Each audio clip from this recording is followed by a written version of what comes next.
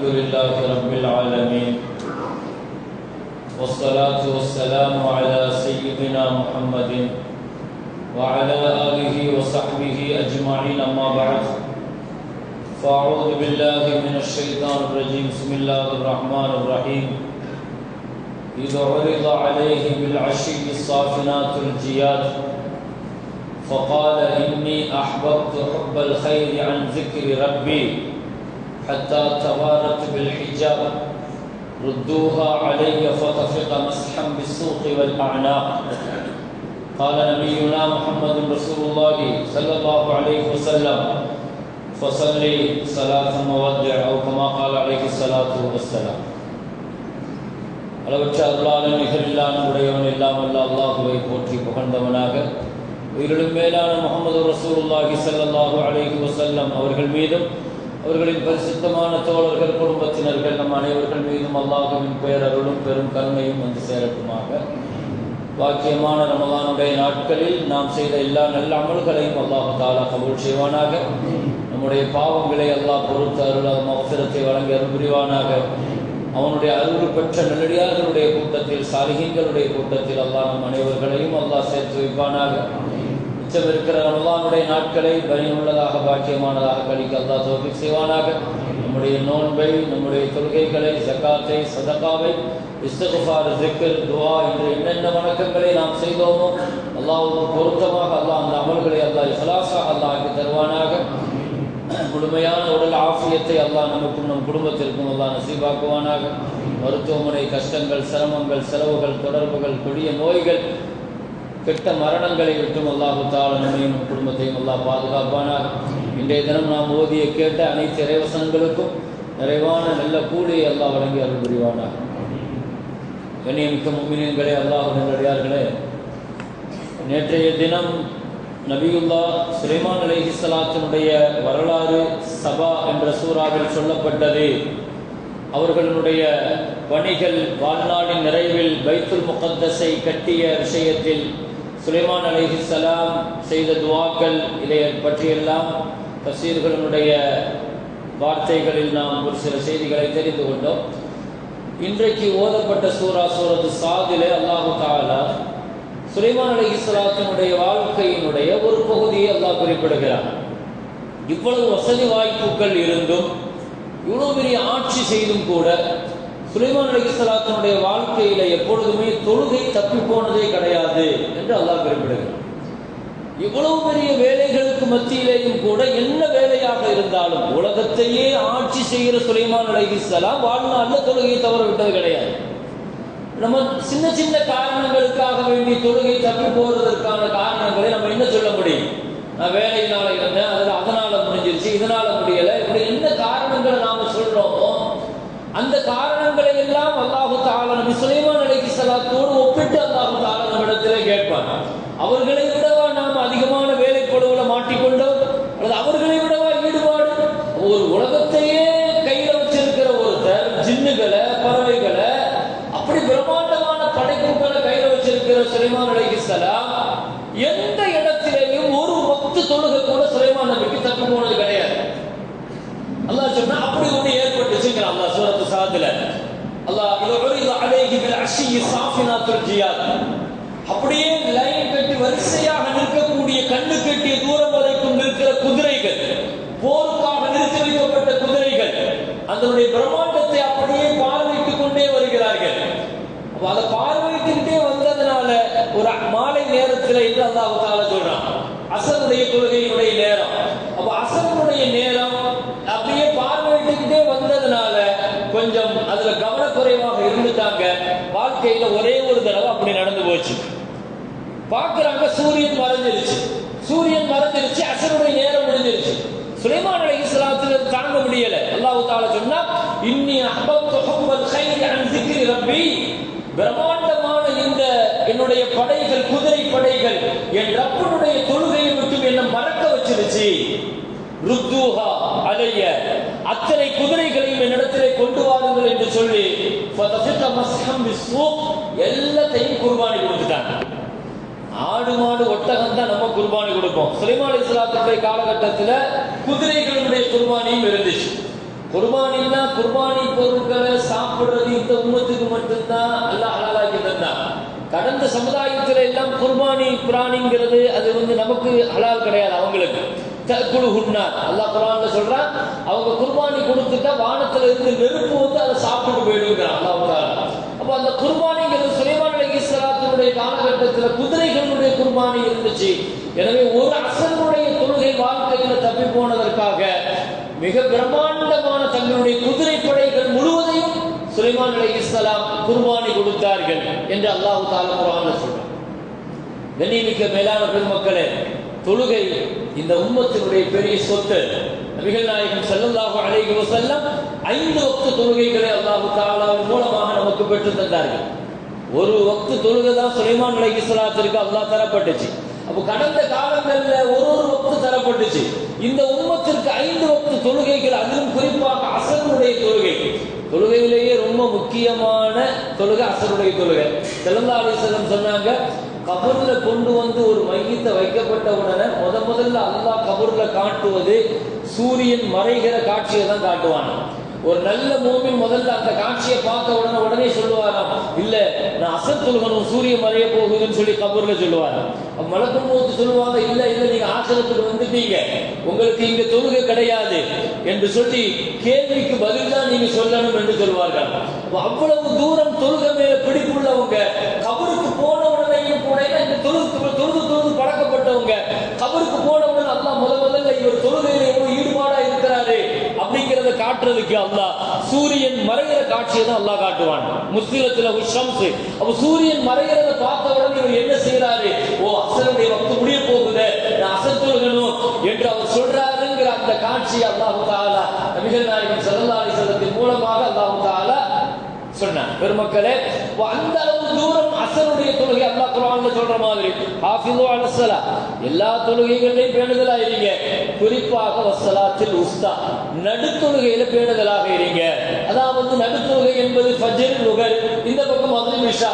நடுவுல இருக்கிற அசர் தொழுகைங்கிறது பெரும்பாலும் அதிகமாக நம்முடைய தூக்கம், பல்வேறு அசௌகரியம் இதற்கு இரையாக்கப்படுவது இந்த அசருடைய தொழுகை தான். தொழுகைகளுடைய விஷயத்தில் இந்த சமுதாயம் ஒரு பெரிய பேணுதலாக இருக்கணும். ஏன்னா இந்த சமுதாயம் நம்முடைய சக்தியே அதுதான், நம்முடைய வல்லமை அதுதான். தொழுகைங்கிறது கண்குளிர்ச்சி என்று சொன்னார்கள். வாழ்க்கையில எல்லா விஷயத்திற்கும் தொழுகை இருக்குது. ஒரு பயணம் போறோமா, பயண தொழுகைன்னு சொல்லி இருக்குது. பயணத்தை முடிச்சுட்டு வரோமா, அதுக்கு ரசூல் ஸல்லல்லாஹு அலைஹி வஸல்லம் பயணத்தை முடிச்சுட்டு வந்தா பள்ளிவாசல்ல தொழுதுட்டு தான் தங்களுடைய வீட்டுக்கு போவாங்க. அப்போ பயணத்தை முடிக்கும் போது, பயணத்தை ஆரம்பிக்கிற பொழுது நம்முடைய வாழ்க்கையில எல்லா நிலைகளிலையும் தொழுகை இருக்கு. ஒரு சந்தோஷமான செய்தி, ஸலாத்து ஷுக்ர் இருக்கு. வாழ்க்கையில நம்ம நினைச்சது நடந்துருச்சு, ஸலாத்து ஷுக்ர் இருக்கு. ஸலாத்து தௌபா, தௌபாவுடைய தொழுகை இருக்குது. ஸலாத்துல் ஹாஜத் இருக்குது, தேவையுடைய தொழுகை. ஸலாத்துல் இஸ்திகாரா, ஒரு காரியத்தில் குழப்பமா இருக்குது, செய்யலாமா வேண்டாமா தெளிவில்லா இருக்குது, இஸ்திகாரா, கைர் நாடி தொழுகிற ஸலாத்துல் கைர் இருக்குது. வாழ்க்கையில தொழுகிறது எல்லா நிலைகளிலும் நபிகள் நாயகம் ஸல்லல்லாஹு அலைஹி வஸல்லம் ஒரு பதட்டம் வந்துட்டு, பயம் வந்துட்டு, ஒரு குழப்பம் வந்துட்டு உடனே தக்பீர் கட்டுவாங்க. பார்த்திருக்கமா இல்ல, ஹதீஸ் ஷரீஃப்ல எவ்வளவு விஷயங்களை கேள்விப்படுறோம். அப்ப தொழுகையுடைய விஷயத்தில் அதற்கு ரசூல் ஸல்லல்லாஹு அலைஹி வஸல்லம் அவ்வளவு பிடிப்பாக இருப்பாங்க. ஒரு கட்டம் வீட்டுல விருந்து, வலிமா விருந்து நடந்துகிட்டே இருக்கும்போது திடீர்னு உணவு தட்டுப்பாடு வந்துருச்சு. உடனே ஒரு பெரிய சப்தம் நடக்குது. செல்லாரு ஒண்ணுமே செய்யல, முசல்லா விரிச்சாங்க, தக்பீர் கட்டினாங்க, தொழ ஆரம்பிச்சுட்டாங்க. வீட்டில் உள்ள பெண்கள் எல்லாம் உணவு தட்டுப்பாடு ஆயிடுச்சுங்கிற மாதிரி ஒருத்தருக்கு ஒருத்தர் பேசிக்கிட்டே இருக்கிறாங்க.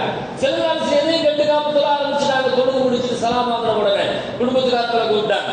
என்னன்னு கேட்டாங்க. இல்ல, ஆட்கள் நிறைய வந்திருக்கிறாங்க, ஆனா உணவு இல்ல, தட்டுப்படி ஆயிடுச்சு, விருந்துக்கு கொடுக்க முடியலைங்கிற மாதிரி அவங்களுடைய பரேஷானியை, பதட்டத்தை வெளிப்படுத்தினாங்க. நபி ஸல்லல்லாஹு அலைஹி வஸல்லம் அந்த நிலையிலையும் கூட வமுரஹலக பிஸ்ஸலாத்தி வஸ்தபிர் அலைஹா, அல்லாஹ் குர்ஆன்ல சொல்றான், உங்களுக்கு ஏவப்பட்ட தொழுகையை நீங்க கரெக்டா இருங்க, நான் நர்சுக்கு ரிஸ்க் நான் பார்த்துக்கிறேங்கிறேன். அல்லாஹ் சொல்லிட்டு எல்லாத்தையும் உட்கார வச்சுட்டு அழகான ஒரு செய்தியை சொன்னாங்க. சுலைமான் அலைஹிஸ்ஸலாம் இருக்கிறாங்களே, கடற்கரை ஓரத்துல முசல்லா விரிச்சு தொழுதுட்டு இருந்தாங்க. கடற்கரை ஓரத்தில் தொழுதுட்டு இருக்கும்போது ஓரத்துல ஒரு எறும்பு ஒண்ணு அந்த பக்கமா ஊர்ந்து போச்சு. சுலைமான் அலைஹிஸ்ஸலாம் அந்த எறும்பை கவனிச்சாங்க. அதனுடைய ஒஃபி ஃபமிஹி அஹ்லர், அதனுடைய வாயில ஒரு பச்சை இலைய வாயில வச்சிருந்துச்சு. அது போய் கடற்கரை ஓரத்துல போய் நிக்குது. உள்ள இருந்து ஒரு தவளை வெளியே வந்துச்சு. இந்த எறும்பு அந்த தவளையினுடைய முதுகுல ஏறிச்சு. கொஞ்ச நேரம் தவளை கடலுக்கு உள்ள போயிடுச்சு. நீண்ட நேரம் கழித்து அந்த தவளை வெளியே வந்துச்சு. அதனுடைய முதுகுல இந்த எறும்பை வெளியே விட்டுடுச்சு. அப்ப எறும்பு மறுபடியும் கரைக்கு வந்துடுச்சு. இந்த காட்சியை பார்த்து சுலைமான் அலைஹிஸ்ஸலாம் எறும்புட்டு கேட்டாங்க, என்ன நடக்குதுன்னு கேட்டாங்க. சுலைமான் அலைஹிஸ்ஸலாம் எறும்போடு பேசின வரலாறு குர்ஆன் சொல்லுது இல்லையா? எறும்பு சொல்லுச்சு, வஃபில் பஹரி, இந்த கடலினுடைய ஆழத்துல சஹரத்தும் ஒரு பாறை இருக்குது, ஒரு பாறை. அந்த பாறையினுடைய இடுக்குல தூதுல் ஒரு புழு ஒன்று இருக்குது. அந்த புழுவுக்கு ஒரு நாளைக்கு 2 தடவை ரிஸ்க்கு கொடுக்கிற பொறுப்பை அல்லாஹ் எனக்கு கொடுத்துருக்கிறான். நான் ஒவ்வொரு நாளைக்கு 2 தடவை அதனுடைய வாயில கொண்டு இதை ஊட்டிட்டு வருவேன்னு சொல்லிச்சான். அது வாயில சாப்பிட்ட உடனே சுப்ஹானல்லதி ஹலகனி ஃபில் பஹரி வலம் யன்சானி ரிஸ்கி, அது ஒரு தஸ்பீஹ் செய்யும். அந்த தஸ்பீஹை நான் கேட்டுட்டு வந்தேன். என்னை இந்த கடலினுடைய அடியில் படைத்த இறைவன் என் ரிஸ்கை மறக்கவில்லையே, அந்த இறைவன் பரிசுத்தமானவன் அப்படின்னு ஒரு தஸ்பீஹ் செய்யும். அந்த தஸ்பீஹை கேட்டுட்டு வருவேன். ஒவ்வொரு நாளும் அதற்கு ரிஸ்க் கொடுப்பதற்கு எனக்கு வாகனத்தை அல்லாஹ் ஏற்படுத்தி இருக்கிறான். சுலைமான் அலைஹிஸ்ஸலாத்துடைய இந்த செய்தியை சொல்லிட்டு சொன்னாங்க, ஒன்று தெரிஞ்சுக்கங்க, அன் நசீபு யுசீபு ஒலவு பைன ஜபலை, அன் நசீபு லா யுசீபு ஒலவு பைன ஷபத்தை. ஸல்லல்லாஹு அலைஹி வஸல்லம் சொன்னாங்க, ரிஸ்க்குங்கிறது அல்லாஹ்வுடைய நசீபு. அது இன்னைக்கு நேற்று எழுதுனது கிடையாது. அவன் பிறக்கும் போது எல்லாம் எழுதிட்டான். அவங்க பேர்ல அந்த ரிஸ்க் இருந்தா மலைக்கு மேலேயே இருந்தாலும் அந்த ரிஸ்க் கிடைக்கும். அவங்க பேர்ல அந்த ரிஸ்க் எழுதப்படலன்னா உதட்டிலேயே இருந்தாலும் உள்ள போகும். ரிஸ்குடைய விஷயத்துல நீங்க இவ்வளவு பரேஷான் ஆக வேண்டிய தேவை கிடையாது. அல்லாஹ் தீர்மானிச்சு எழுதி முடிச்சுட்டான். உலகத்துல யாருக்கும் இந்த ரிஸ்க்குங்கிறது. அதனால தேவையில்லாம பதட்டமாக தொழுகுங்க நாங்க சொல்லலாம். அப்ப வாழ்க்கையில எந்த நெருக்கடி வந்தாலும் இந்த உம்மத்திற்கு இதைத்தான் பழகி கொடுத்தாங்க. தொழுகையில் அதுல ஒரு இன்பம் இருக்குது, அதுல ஒரு சக்தி இருக்குது. வாழ்நாளுடைய நெருக்கடிகள்ல ஒரு சுபைப் ரலியல்லாஹு கொண்டு போய் நிறுத்துறாங்க தூக்கு மேடையில நிறுத்துறாங்க. சுபைப சுத்திலும் எதிரிகள் நிக்கிறாங்க. ஸல்லல்லாஹு அலைஹி வஸல்லம் அங்க இருந்து மதீனால இருந்து லைவ் பண்றாங்க சுபைப் ரலியல்லாஹுடைய நிகழ்ச்சியை. என்னுடைய சுபைப தூக்கு மேடையில நிறுத்திட்டாங்க. சுபைப் ஏறுறாரு. ஏறி கடைசி நேரத்துல எதிரிகள் வந்து கேட்டாங்க, மௌத்தாக போறீங்க, தூக்குல போட போறோம், கடைசி ஆசை என்னன்னு கேட்டாங்க. கடைசி ஆசை என்ன? அவர் சொன்னாரு, 2 ரக்காத்து தொழுகணும்னு சொன்னார். மௌத்துக்கு முன்னால எனக்கு 2 ரக்காத்து தொழுகணும், என் ஆசையே அதுதான். சரிந்து 2 ரக்காத்து தொழ விட்டுட்டாங்க. தொழுது முடிச்சிட்டு தூக்கு மேடையில வந்து நின்ன உடனே சுபைப் ரலியல்லாஹு சொன்னாங்க, என் வாழ்நாளிலேயே இவ்வளவு சுருக்கமா இப்பதான் நான் தொழுது இருக்கிறேன். ஏன்னா நான் மரணத்திற்கு பயந்து தொழுகையை நீட்டுறேன்னு நீங்க சொல்லிடக்கூடாதுங்கிறதுக்காக நான் ரொம்ப சுருக்கமா தொழுது இருக்கிறேன். நான் தொழுகைக்கு தக்பீர் கட்டினா என் நிலையும் தன்னிலை நாங்கள் மறந்துடுவோம். ஒரு தொழுகை சரியாக இருக்கணும்னா முதல்ல ஒது சரியாக இருக்கும். தொழுகைக்கான துவக்கம் எது? தொழுகையில நமக்கு ஞாபகங்கள் வேறு பக்கம் திசைக்கு போகுதுன்னா முதல்ல நம்ம என்ன யோசிக்கணும்னா நம்முடைய ஒதுவுல என்ன குறைபாடு இருக்குன்னு யோசிக்கணும். சஹாபாக்களை பொறுத்த வரைக்கும் ஒதுவுல இருந்தே தொழுகைக்குள்ள போயிடுவாங்க. பாங்குடைய சப்தம் கேட்டே தொழுகைக்குள்ள போயிடுவாங்க. நபி ஸல்லல்லாஹு அலைஹி வஸல்லம் பாங்கு சொன்னதற்கு பின்னால் ரசூலுடைய நிலைகள் அப்படியே மாறி நம்ம தொழுகைக்கு வந்து தக்பீர் கற்ற வரைக்கும் துனியாவுடைய சிந்தனையிலே இருந்துட்டு இருக்கிறோம். சஹாபாக்களை பொறுத்த வரைக்கும் பாங்குல இருந்தே தொழுகைக்குள்ள போவாங்க. ஒது செய்யும் போதே தொழுகைக்குள்ள போவாங்க ஆத்மார்த்தமா. அப்ப தொழுகைக்கு முன்னால உள்ள சுன்னத்து தொழுகை இதெல்லாம் எதற்கு? அப்ப நீங்க நேரடியாக வந்து ஃபர்துல வந்து தக்பீர் கட்டும் போது அந்த ஈடுபாடு வராது. ஸல்லல்லாஹு அலைஹி வஸல்லம் ஒரு தடவை ஆயிஷா அம்மா சொல்றாங்க, நான் ஸல்லல்லாஹு அலைஹி வஸல்லம் பக்கத்துல இருந்த தொழுகையினுடைய நேரம், தொழுகைக்கு டைம் ஆயிடுச்சு. ஸல்லல்லாஹு அலைஹி வஸல்லம் கிட்ட கேட்டாங்க, நீங்க யாருன்னு கேட்டாங்க. நீங்க யாருன்னு கேட்கிறாங்க. நான் சொன்னேன், நான் தான் ஆயிஷா அப்படின்னு. ஆயிஷா மன்ன ஆயிஷா. ஸல்லல்லாஹு ஆயிஷான்னா யாரு அப்படின்னு கேட்டாங்க. ஆயிஷானா யாரு? நான் சொன்னேன், பின்த் அபூபக்கர், அபூபக்கருடைய மகள். ஸல்லல்லாஹு அலைஹி வஸல்லம் மன்ன அபூபக்கர், அபூபக்கர் யாருன்னு கேட்டாங்க. அப்ப நான் விளங்கிட்டேன், ஸல்லல்லாஹு அலைஹி வஸல்லம் தன் நிலையில இல்ல. அப்ப தொழுகையினுடைய ஈடுபாடு இன்னைக்கு நமக்கு தொழுகைக்கு தக்பீர் கட்டினதுல இருந்து சலாம் வாங்குற வரைக்கும் நம்ம தொழுகைகளும் நம்ம சிந்தனைகளும் எங்க இருக்குதுங்கிறது நம்மளுடைய பலகீனம் நமக்கு தெரியும். ஃபவைலுல் முஸல்லின், அல்லாஹ் பாதுகாக்கணும். அல்லாஹ் குர்ஆன்ல சொல்றான், ஃபவைலுல் முஸல்லின் அல்லதீன ஹும் அன் ஸலாத்திஹிம் சாஹூன். தொழுகையில கவனம் இல்லாம வேற வேற சிந்தனைகள் தொழக்கூடிய தொழுகையாளிகளுக்கு அல்லாஹ் நாசத்தை தருவான்னு குர்ஆன் எச்சரிக்கை. அதற்கு அலி ரலியல்லாஹு அன்ஹு பாங்கு சொல்லிட்டா நிறமே மாறி போகும் ஹதீஸ்ல இருக்கு. பாங்கு சொல்லிட்டாலே அதுக்கு பிறகு அவங்க நிலை அவங்கள்ட்ட பேச முடியாது. அவங்க அந்த அளவுக்கு அந்த நிலைக்கு போயிடுவாங்க.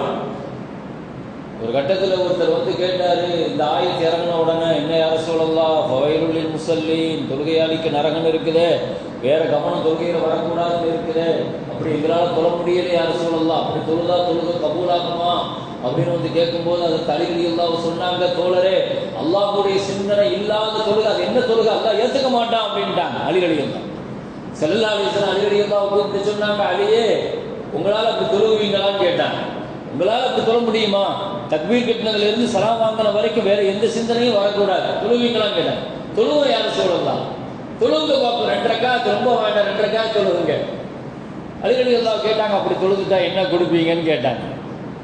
ஸல்லல்லாஹு அலைஹி வஸல்லம் சொன்னாங்க, எங்கிட்ட இருக்கிறதுல உயர்ந்த ஒரு போர்வை யமன் நாட்டினுடைய அரசர் எனக்கு கொடுத்த அன்பளிப்பான போர்வை இருக்குது, அதை வேணா உங்களுக்கு நான் தர, தொழுவுங்க பார்க்கணும். போனாங்க, ஒது செஞ்சாங்க, பக்தியோடு வந்து சஹாபாக்கள் ஆச்சரியமா பார்க்குறேன். அதற்கு அலி ரலியல்லாஹு எப்போ இப்படி பேச மாட்டாங்கல்ல, தைரியமா எப்படி இந்த சவாலை எடுத்துக்கிட்டாங்க. ஸல்லல்லாஹு அலைஹி வஸல்லம் தொழுவுங்க பார்க்கணும், தொழுதுட்டா பரிசு இருக்குட்டாங்க.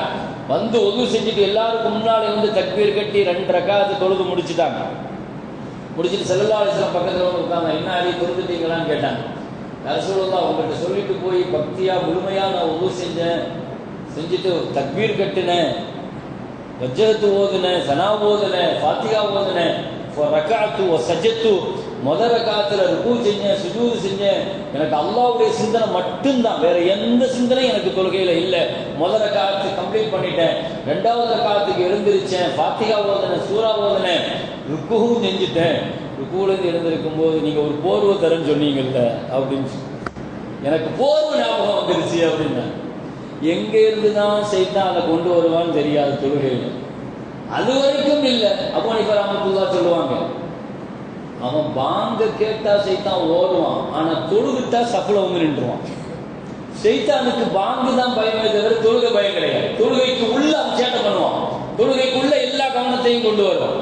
அதனால தான் அபூ ஹனீஃபா ரஹ்மத்துல்லாஹ் சொன்னாங்க, ஏதாவது ஒரு பொருளை காணாக்கிட்டீங்கன்னு சொல்லி சொன்னா தேடிட்டு இருந்தா ஒன்றும் செய்ய வேண்டாம், ஒழுங்கு செஞ்சுட்டு தக்பீர் கேட்டுங்க, அவன் கரெக்டா கொண்டு வந்து என்ன செஞ்சிருவான் அந்த பொருளை. என்ன நீ இந்த இதுலயாவது நீ கவனமாக தொழுகையில கவனத்தை கொண்டு போயிட, பொருள் எங்க இருக்குன்னு நான் சொல்லிய, நீ தொழுகையில கவனத்தை கொண்டு போயிட. வேடிக்கையாக சொல்லுவார்கள், இன்னைக்கு நம்முடைய தொழுகை எப்படி இருக்கு? ஒருத்தர் வந்து இஷால வந்து தக்பீர் கட்டினார், இமாம் 3வது ரக்காத்துல சலாம் வாங்கிட்டார். 3வது ரக்காத்துல சலாம் வாங்கிட்டா எல்லாரும் சலாம் வாங்கியாச்சு. சில நேரங்கள் அப்படித்தானே, கம்ப்யூட்டர் மாதிரி கால்குலேட்டர் மாதிரி தானே, அவர் குனிஞ்சா குனிகிறது, அவர் சலாம் வாங்கினா வாங்கியாச்சு. 3 ரக்காத்து எல்லாருமே கன்ஃபியூஸ்லயே, 3 ரக்காத்தா 4 ரக்காத்தா கன்ஃபியூஸ். ஒருத்தர் மட்டும் உறுதியா இவன் 3 ரக்காத் தான் தொழ வச்சிருக்காரு, ரொம்ப ஸ்ட்ராங்கா சொன்னார். எல்லாருமே சந்தேகத்தில் சொல்றாங்க, அவர் மட்டும் உறுதியா சொல்றாரு. நீங்க மட்டும் எப்படிங்க இவ்வளவு தொழுகையில ஈடுபாடு? எனக்கு 4 கடை இருக்கு அவர் சொன்னார். ஒவ்வொரு ரக்காத்திலையும் ஒரு கடை கணக்க முடிப்பேன், 3 கடை கணக்கு தான் முடிஞ்சிருக்கு, 100 கடை கணக்கு பாக்கி இருக்குன்னு. அதனால நான் உறுதியா சொல்றேன் 3 ரக்காத் தான். தொழுகைகள் அன்னைக்கு அப்படித்தான் இருக்கிறது. அப்ப தொழுகைக்கு உள்ள சைத்தான் அவன் பண்ற சேட்டை சிந்தனைகள் எப்படித்தான் அந்த போர்வை முன்னால கொண்டு வந்து நிறுத்தினான்னு தெரியாது.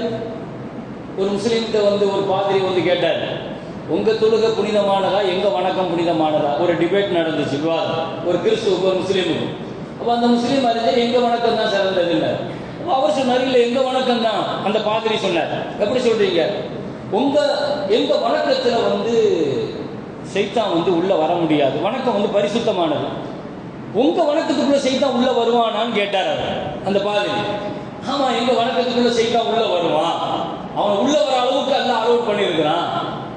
அப்போ உங்க வணக்கத்துல சைத்தான் இருக்கிறான்னா உங்க வணக்கம் எப்படி பரிசுத்தமான வணக்கமா இருக்க முடியும் அப்படின்னு அந்த பாதிரி. அதற்கு அந்த முஸ்லீம் திருப்பி சொன்னாரு, திருட இருக்கிறானே எங்க போய் திருட போவான்? பாலடைஞ்ச வீட்டுக்கா போய் திருட போவான்? விலமதிக்க முடியாத சொத்து எங்க இருக்குதோ அங்கதான் போய் திருட போவான். அதே மாதிரி தான் எங்க வணக்கங்கள் விலமதிக்க முடியாது, அதனால தான் அவன் இங்க வரான். அங்கதான் அவன் செய்யற வேலையை நீங்க செய்றீங்களா, அவனுக்கு என்ன வேலை இருக்குதுன்னு கேட்டேன். அவன் செய்யற வேலை நீங்க செஞ்சா அவனுக்கு என்ன வேலை இருக்கு? அப்ப தொழுகையில சைத்தானுடைய ஆரம்பிச்சதுல இருந்து தக்பீர் கட்டுறதுல இருந்து நடக்கிற போராட்டம்.